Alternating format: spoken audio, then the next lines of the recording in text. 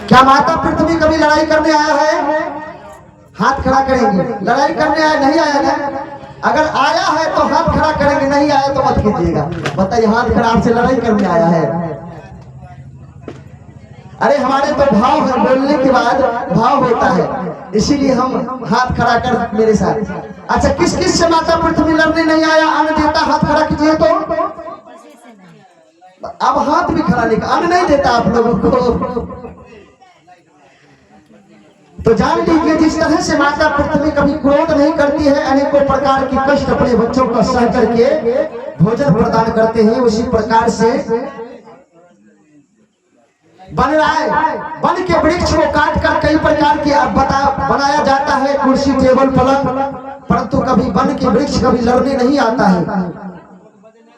और कुटिल वचन साधु से, साधु क्या, हम वस्त्र पहन लिए तो हम ही सिर्फ साधु हैं। कहा गया है ये जो वस्त्र है ये पहन लिए तो हम साधु हो गए, चंदन लगा लिए तो साधु हो गए। साधु कैसा होना चाहिए? जिसका भाव उदार हो, समाज में बैठने के लायक हो, समाज में प्रेम हो, जिनके नाम से लोगों में पहचान हो, परिवार में मेल हो, भाई भाई में प्रेम हो, दूसरे के बच्चे को देखकर जले नहीं, उनसे प्रेम करे। दूसरे के घर मकान को देखकर जलना नहीं चाहिए, उसे और भी बढ़ने की सहायता करे। कैसे? जिस प्रकार से सुदामा जी की पत्नी, थोड़ी सी अगर कथा में कुछ ना कुछ आगे पीछे नहीं लेके जाऊंगा तो फिर कथा का अर्थ क्या बनता है। जैसे सुदामा जी की पत्नी जब भगवान कृष्ण के कहने पे विश्वकर्मा जी उनका घर बनाने आया, तो सुदामा जी की पत्नी को कहा कि हम आपके घर बनाने आया। कहा आदेश किसने दिया? कहा भगवान कृष्ण ने, द्वारकाधीश ने। कहा बताइए, मेरा घर बनाने? कहा हाँ। कहा ये लोग जो है जिनके हमें गरीबी की हालत में, दुख में, उनके दरवाजे पे जाकर भीख मांग कर खाया, उनसे मिलकर रहा, उन्होंने हमें प्रेम देकर के अपने आंचल में छिपा कर रखा, क्या उनका घर नहीं बनेगा? कहा इसका आदेश भगवान का नहीं है। कहा पहले अपने भगवान से पूछ लो, अगर घर बनेगा मेरा तो पहले बनेगा नगर वासियों का, तब तो मेरा घर बनाएंगे तो आप जा सकते हैं, आपका धन मुझे नहीं चाहिए। बोले शंकर भगवान की। तो अभी का युग कैसा है जानते हैं? भाई भाई से नफरत करता है। थोड़ी सी एक भाई, 4 भाई हैं, 2 भाई अगर पोस्ट पर किसी प्रकार का नौकरी करने लगा तो 2 छोटा भाई जलने लगे कि वो संपत्ति वाला हो गया, हम नहीं। बताइए, सुदामा जी दूसरे के घर के लिए कामना करते हैं, सुदामा जी की पत्नी दूसरे के सुखों के लिए। तो घर बनाते हैं पहले किसका? जिनके यहाँ से समाज में रहते हैं।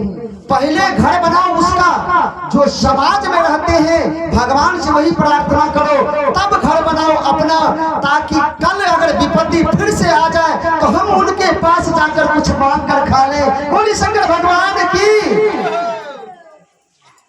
तो ऐसे विचार जिसके मन में आएगा, आप लोग शिष्य कौन कौन बने हैं? सब बने हैं, हाथ खड़ा कीजिए। तो गुरु मंच से आप लोगों को किस प्रकार का क्या क्या बताया गया था, क्योंकि मैं भी शिष्य हूँ। कब का जानते हैं? 2000 ईस्वी का, जब हरिद्रानंद भैया, नीलम दीदी अराड़ की धरती पे चर्चा करने आए थे। मेरे मामा जी भजन गायक सुबोध गुरु भाई, उनके ही उपस्थिति में मुझे एक छोटा सा हमारी नीलम दीदी रुद्राक्ष का माला में धागा पिरोकर मेरे गले में बांधा था। कहा जाओ मैं तुमको शिष्य बना दिया। बोले शंकर भगवान की। और उसको हम क्या बना दिए? आंगनबाड़ी केंद्र। जिस आंगनबाड़ी में छोटे बच्चे को दे देते हैं क्या करने के लिए? बैठने के लिए सीखेगा, बोलने के लिए सीखेगा, चलने के लिए सीखेगा, थोड़ा सा सीख जाता है, फिर सरकारी स्कूल में देते हैं बच्चे को, फिर आगे से आगे बढ़ता है। तो मेरा पहला नामाकरण कहाँ हुआ है? शिव गुरु महादेव के स्कूल में। वैसे तो हम लोग गुरुकुल बोलते हैं क्योंकि आजकल तो हो गया स्कूल जहां होता है अनेकों प्रकार का मुश्किल। तो गुरुदेव के गुरुकुल में मेरा नामाकरण हुआ था और भगवान की कृपा से आज जो भी मैं हूँ आज उन्हीं की दया से हूँ। बड़े बड़े संतों से लगाव है। आज किसी के दान दिए हुए जमीन पे अयोध्या जी में, ताकि हमारे सहरसा मधेपुरा का संत अगर पहुंचेंगे हनुमानगिरी तो उस जगह आश्रम बना हुआ है देव नरेंद्र दास जी महाराज के नाम से आश्रम बने। उस आश्रम में रहने के लिए जगह दिया है। अब बताइए हम अयोध्या धाम तक पहुंच गए, किनका कृपा है? किनका कृपा है? जरा हाथ उठाइएगा। महादेव का। 3 विधा बताया गया है आप लोगों को। क्या क्या बताया है? पहले विधा दया मांगना, चर्चा करना, नमः शिवाय का जाप करना और गुरु को प्रणाम करना। तो दया कैसे मांगना है? अगर भगवान से दया की याचना करोगे तो सबसे पहले दया किसके पास होना चाहिए? देने वाले को या मांगने वाले को? किसके पास होना चाहिए? जरा हाथ उठाइएगा। देने वाले को? मांगने वाले। पहले मांगने वाले को। बोले शंकर भगवान की। बताइए, आपने बिल्कुल ठीक कहा। मांगने वाले के अगर हृदय में दया होगा, समाज में प्रेम होगा, दूसरे से हिंसा नहीं होगा, साधु अभी कहे ना कुटिल वचन, अगर कोई गाली भी दे दिया तो जय महादेव। क्यों गाली देते हो भैया, हम क्या किए? उदार भाव अगर आपके अंदर आ गया, आपके हृदय में दया जागृत हो गया, तो समझ जाइए महादेव दया करने के लिए तो बैठा ही है। महादेव उस प्रकार से है कि एक घर में बड़े ही कष्ट से मांगे हुए एक संतान पैदा हुआ, छोटा सा। वो थोड़ा सा बड़ा हो गया और 5000 की साड़ी माता खरीद कर ले आई और विवाह शादी में जाने का तैयारी हो गया। अनेकों प्रकार का क्या कहते हैं वो सेंट वेंट क्या कहते हैं, हम तो लगाते नहीं है। वो कौन सा ओबरा कोबरा कौन सा सेंट होता है वो सब मार लेते हैं। पर एक अनेकों प्रकार का आभूषण लगा लेते हैं।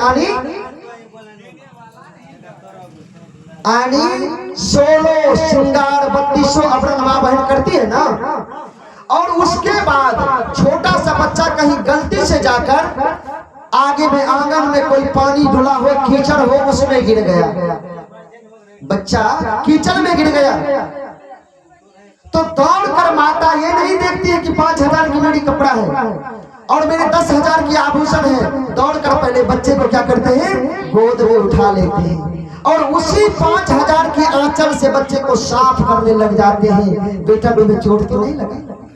तो बताइए, जब एक माँ छोटा सा संसारी बच्चे से इतना प्रेम है कि आप 5000 की साड़ी को कीमत नहीं दिए, बच्चे का कीमत दिए। और बताइए कि हम लोग जो महादेव का बच्चा है, क्या महादेव हमारी हाथ छोड़ देंगे? क्या ऐसा हो सकता है कभी? तो हाथ, एक मैं प्रश्न करता हूं आप लोगों से, हाथ पकड़ना चाहिए या पकड़ाना चाहिए? कोई बता सकते हैं? हाथ पकड़ना चाहिए या पकड़ाना चाहिए महादेव को? गुरु भाई जरूर हमसे विद्वान लोग बैठे होंगे। पकड़ना हो तो हाथ उठाइए। नहीं, पकड़ाना चाहिए। सुनिए, हम मनुष्य हैं और मनुष्य अगर भगवान का हाथ पकड़ेगा तो कहीं लोभ में छूट ना जाए। अगर हम लोग महादेव का हाथ पकड़ेंगे तो कहीं दूसरी तरफ से लोभ आ गया जमीन का, धन का, तो हाथ छोड़ देंगे। अगर महादेव ने हमारा हाथ पकड़ लिया तो हम मर भी जाएंगे, इस शरीर को छोड़ के दूसरे शरीर में आएंगे, महादेव हाथ को छोड़ेगा नहीं, जन्म जन्म तक साथ निभाएगा। बोलिए उमापति महादेव की। तो हाथ भगवान का पकड़ना नहीं चाहिए, सूरदास की तरह हाथ को पकड़ा देना चाहिए। सूरदास कुआं में गिर गया, श्री कृष्ण जी रूप बदल कर बालक के रूप में चले आए। कहता है बाबा अरे हाथ पकड़ लो मेरा, ऊपर आ जाओगे। हे बाबा, कहा बाबा, अरे हम तो जानते हैं कि आप हैं मेरे बाबा, हम हैं आपका बच्चा, और आप ही कह रहे हैं बाबा, हमको ठग रहे हैं, भक्त हूँ आपका मैं भगवान।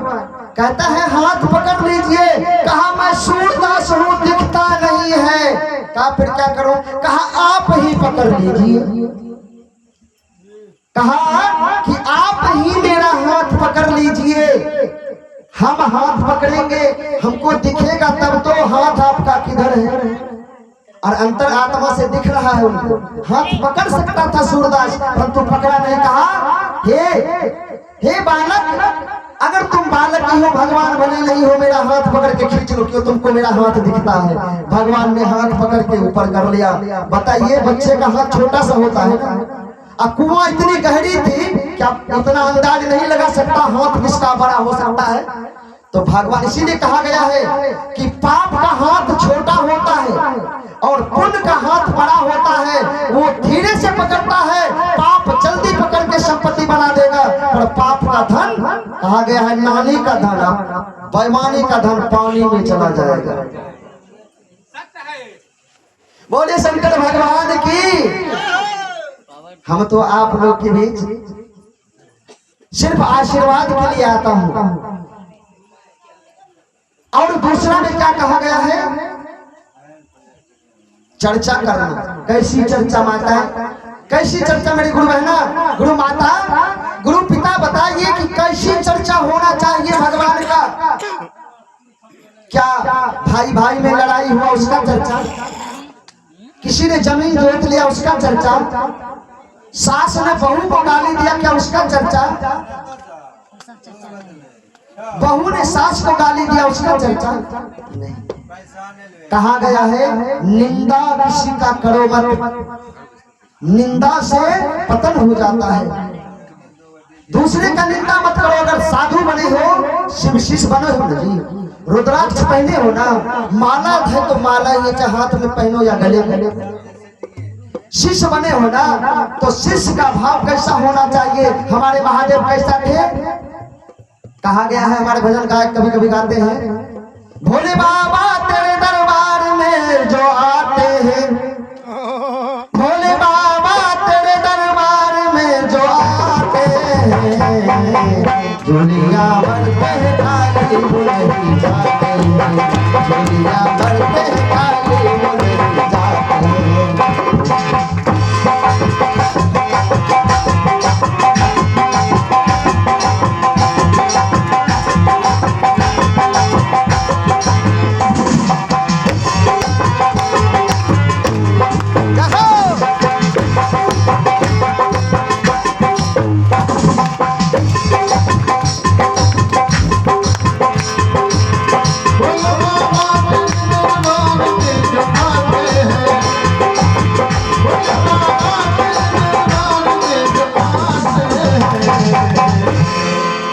दुनिया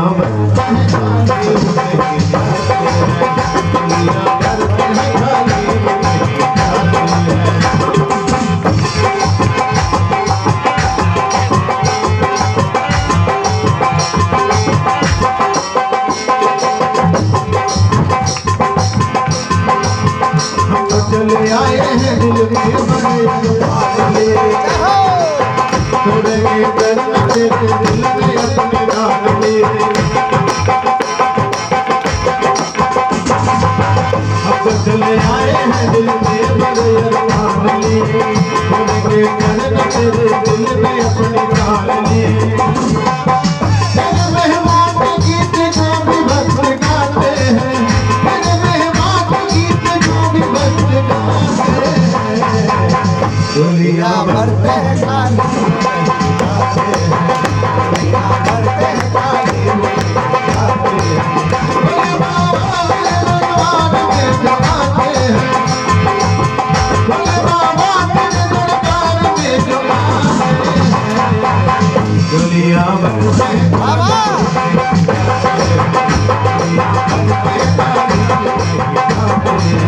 दुनिया भर में काली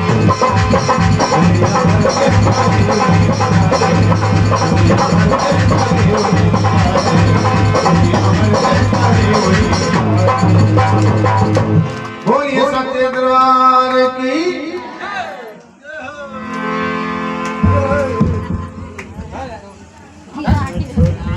क्या कहते हैं, झोलियां भरते हैं खाली वो नहीं जाते हैं। बताइए हमारे बाबा कितने दयालु हैं कि किसी को खाली झोली नहीं लौटाते हैं। उसका शिष्य कैसा होना चाहिए, जिसका गुरु इतना सुंदर हो, गुरु इतना दयालु हो, उसका शिष्य कैसा होना चाहिए, दयावान गुणवान होना चाहिए कि नहीं।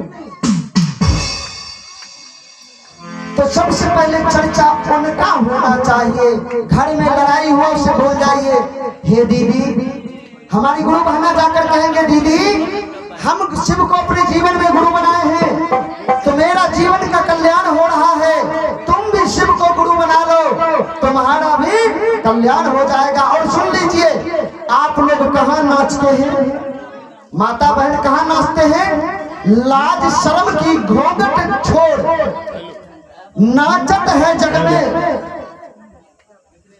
तो ये